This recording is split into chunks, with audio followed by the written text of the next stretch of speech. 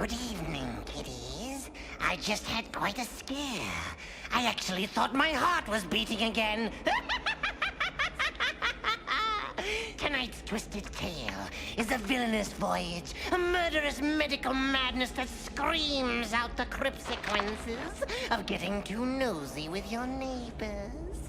So the next time you stare into someone's window, remember, curiosity killed the cat.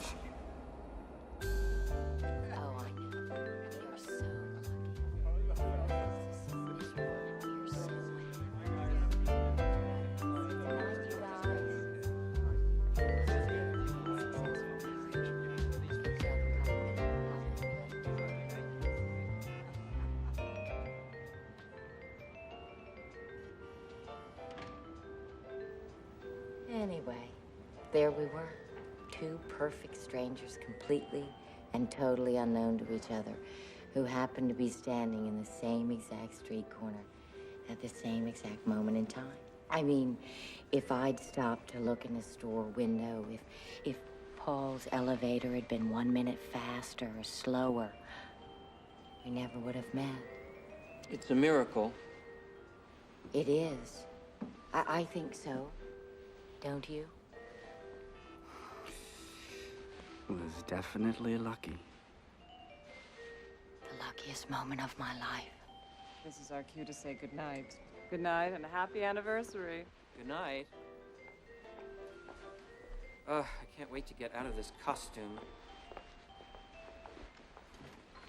Good night. Good night. Oh, Good night. Thank you. Bye-bye.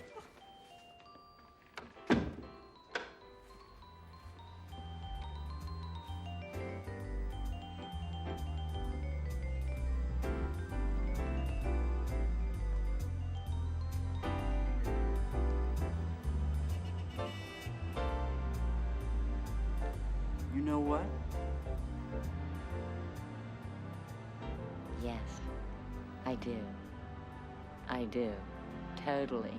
Wildly. Oh, I got you something. I hid it so you wouldn't find it. What do you mean you're not interested in having this conversation? Who are you? I don't care. Don't walk away from me like that. I don't care if you have a headache. Take a fucking aspirin for Christ's sake. This is important to me. You go out, I look great, I get all dolled up. We haven't been out in God knows how long. And you want to go home after 5 fucking minutes because you said don't shush me! I don't think they're chattering. I had fun at that party. I wanted to stay there. I wanted to stay there for a whole evening. Come on! Don't turn that light out on me. You gotta talk to me. I'm not one of your screwy patients. What kind of doctor are you? You're supposed to be able to communicate with people.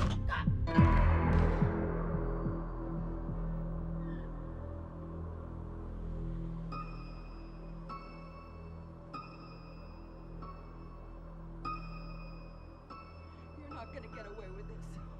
I'm gonna sue you for every goddamn cent you've got. What kind of a person are you that would do something like that for nothing? I'm just having a conversation with you, and I'm just gonna.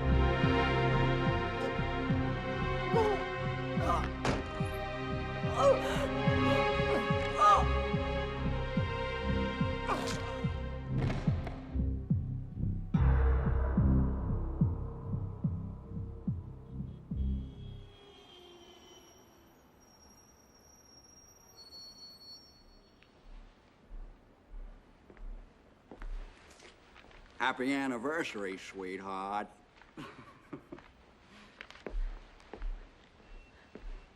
Susie, what's the matter? What's the matter? What's going on?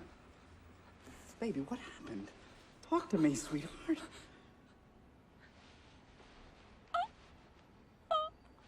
Oh. It's all right. It's all right. Just take a deep breath. Oh. Oh, it's okay. It's okay. Everything's gonna be okay. I'll get a doctor. I'll get a doctor and be back.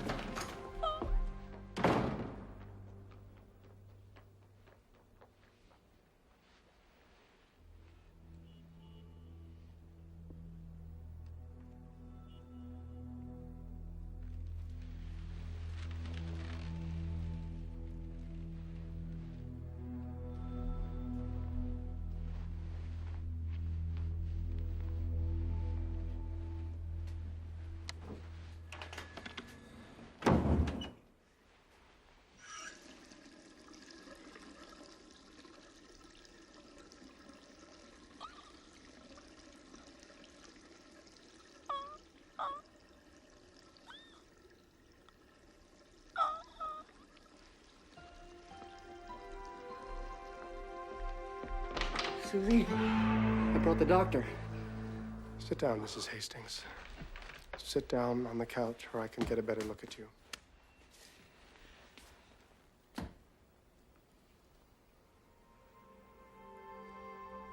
Honey, you know Dr. Trask. He lives across the courtyard from us.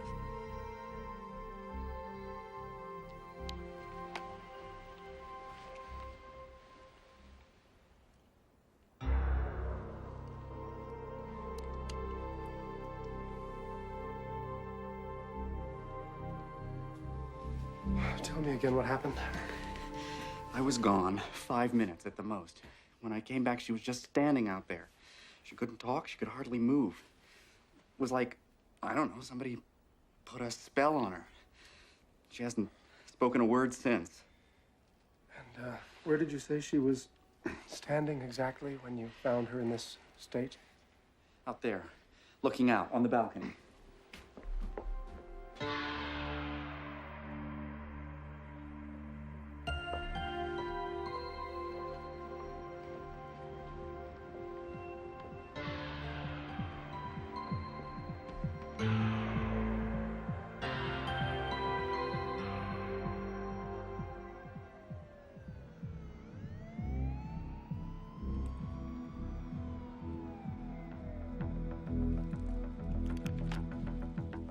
What is it, Doctor?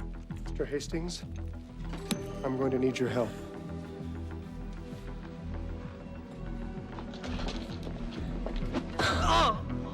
Hold your wife, Mr. Hastings. I need to give her something. Susie, it's me, Paul. What is that? What are you giving her? Just a mild sedative. Darling, it'll be all right. Whatever it is, it'll be all right. We should run some tests as quickly as possible. We can take her to Long Hill.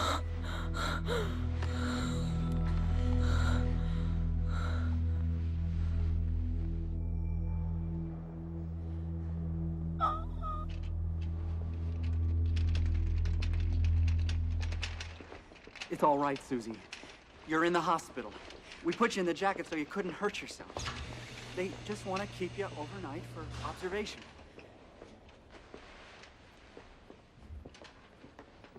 Mr. Hastings, please sign here. She's still having some difficulty speaking. Is it shock or some kind of stroke? Your wife has suffered a harrowing ordeal. She's tired. She's fragile. Give her time. But what happened? What should I do? You should go home and try to get some sleep. I just can't leave her Mr. here. Hastings, I assure you, she's safe here with me. In the morning, I'll run some tests, and then we'll have a clearer idea of what is disturbing her. Call me tomorrow, but please go now. Let her rest until tomorrow. This is Trask in room 19. Mr. Hastings is leaving now. Please show him out.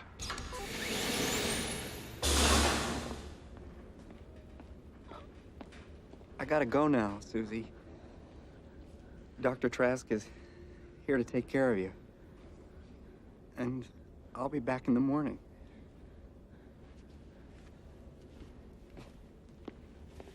I got her! I got her! Susie! Gently, gently, please, Mr. Hastings. I'll take care of this. You can go. I'll be right here with you. Desk.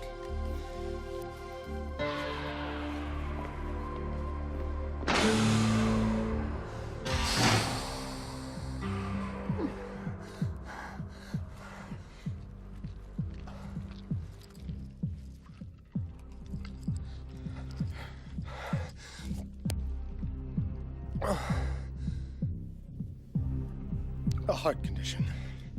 Too much excitement, too much noise, too much talking. Aggravates it terribly.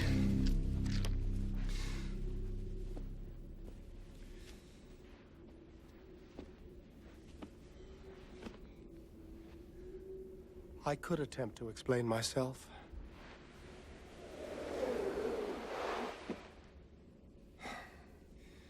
But if you don't mind, I think I'll just skip the self-justification. You are, of course, in a sanatorium. The last grievous stop of the irretrievably insane.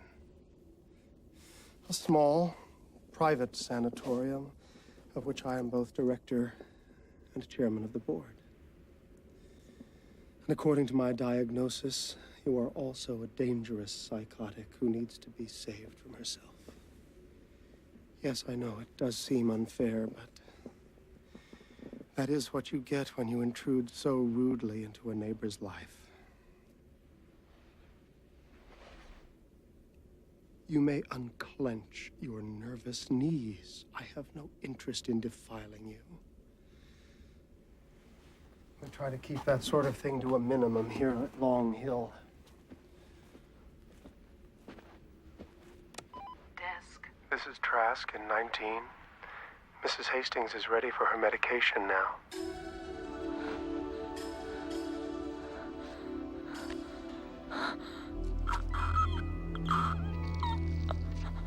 Good night, Susan. Something remarkable has happened to your wife. Something profound and traumatic. And since she is either unable or unwilling to tell us herself, we have no choice but to wait. Wait for what? Until she snaps out of it. It could be tomorrow. Or it could take years.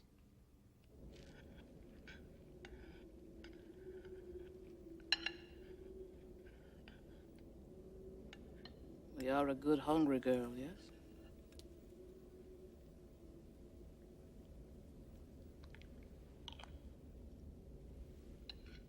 Not like the other ones.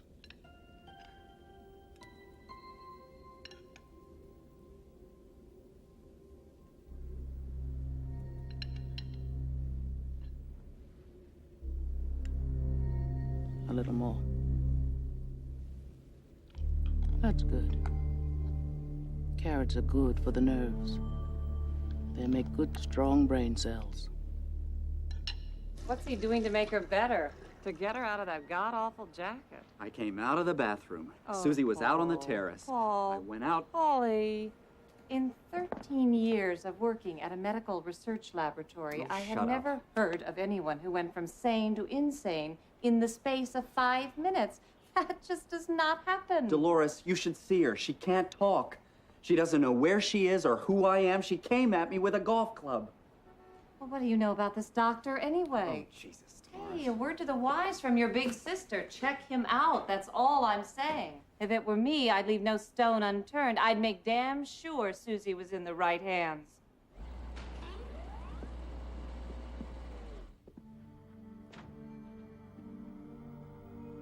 Oh, my God. What's happened to her? I'm sorry, Mr. Hastings, but I'm beginning to worry. There's been no change at all. Perhaps there's something you haven't told me. Like what? The two of you were celebrating your wedding anniversary that evening. Sometimes the first few years of married life, the noise, the constant yammering. What are you suggesting? That we weren't happy? We were happy. We had our problems, but everybody has problems. Of course. Of course you were happy. Susie was always normal. As normal as you or me. The psyche is like a kaleidoscope. One shift, the slightest turn can affect everything. What was once quiet and familiar can become terrible and terrifying. I believe that this is what has happened to your wife. I don't believe it. Yes, Doctor. Mr. Hastings will be leaving now.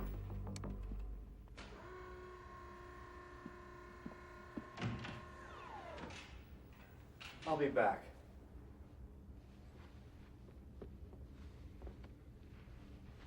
A husband could become extremely disadvantageous to the patient. Arrested development, paranoid fantasies, psychosexual malfunctions. He could disrupt treatment. From now on, I will be monitoring his visits personally. I understand, Doctor.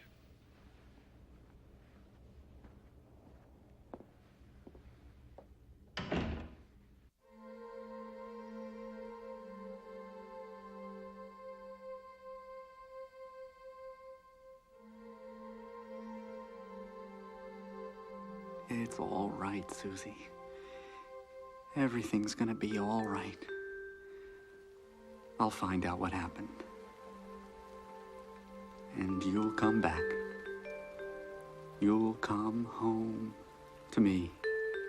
Oh, please, please. That will be all. Mr. Hastings, what can I do for you? I want to see Susie. Of course. No! No TV! I want to see Susie in person. I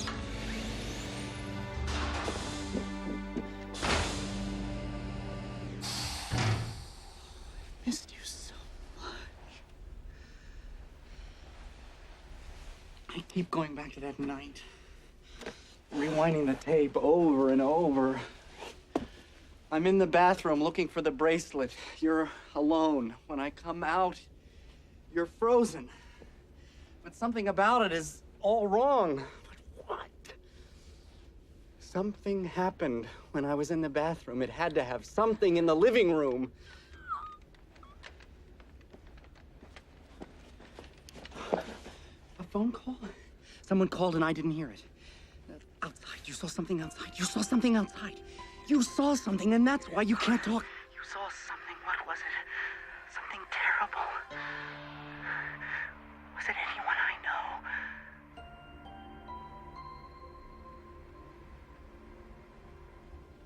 The doctor. Trask.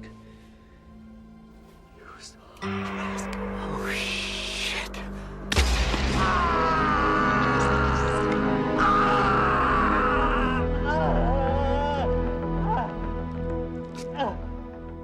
Congratulations, Mr. Hastings. You'd be very good at charades if you weren't about to die.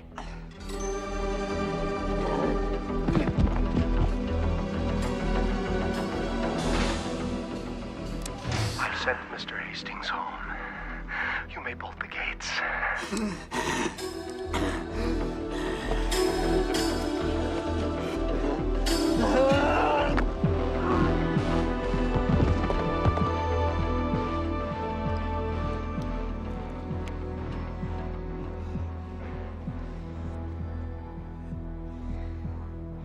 You see, I have to do this in self-defense.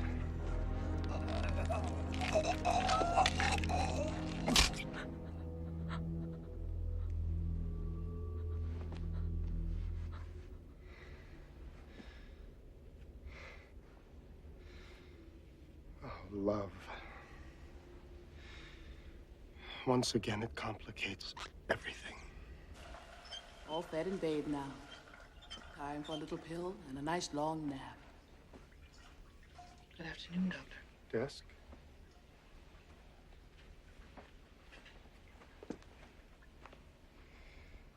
Frankly, I'm too fragile for all this excitement. My heart is too weak for so much violence.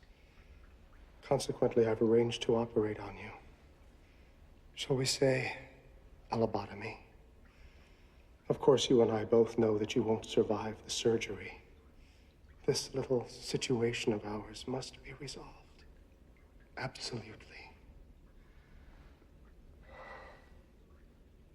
It's so lovely in here with you, Susan. So quiet.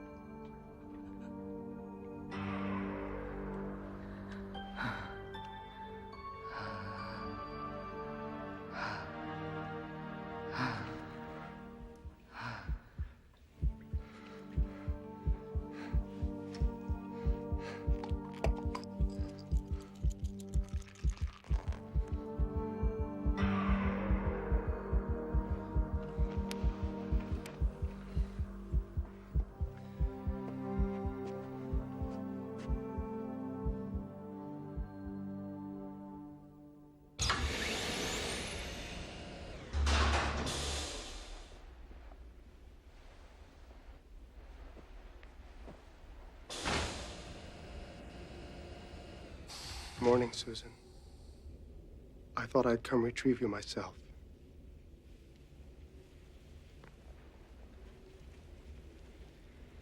I'm going to release you from your straitjacket now.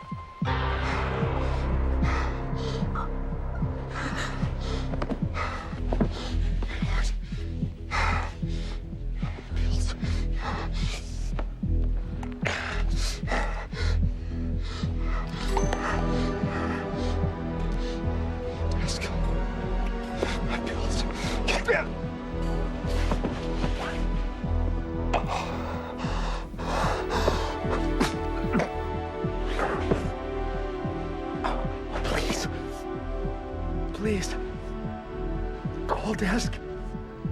My bills. Please. You can't speak. Oh, yes, I can.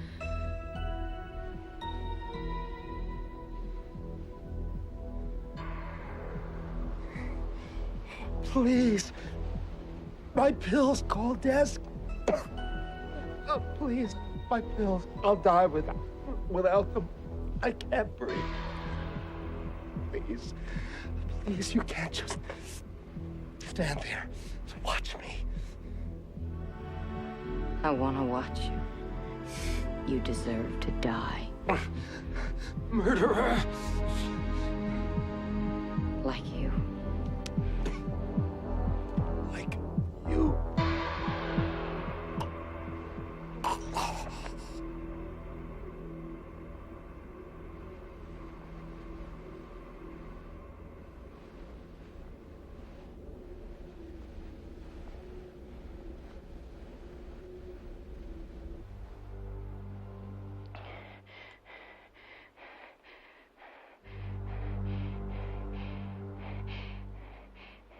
This is Mrs. Hastings, the patient in number 19. There's been a horrible accident. Dr. Trask is dead. Dead.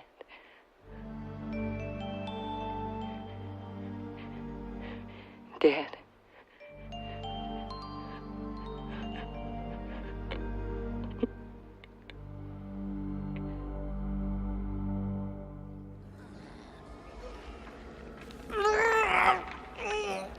Where's Houdini when you need him? Well, that was quite a scream, wasn't it, kids? And what a surprise for poor Dr. Trask. There's the villain with a heart. Attack, that is. Just when he thought he was going to silence Susan forever, she walked all over him. I suppose you're wondering what became of Susan. If you give me a scream, I might just tell you.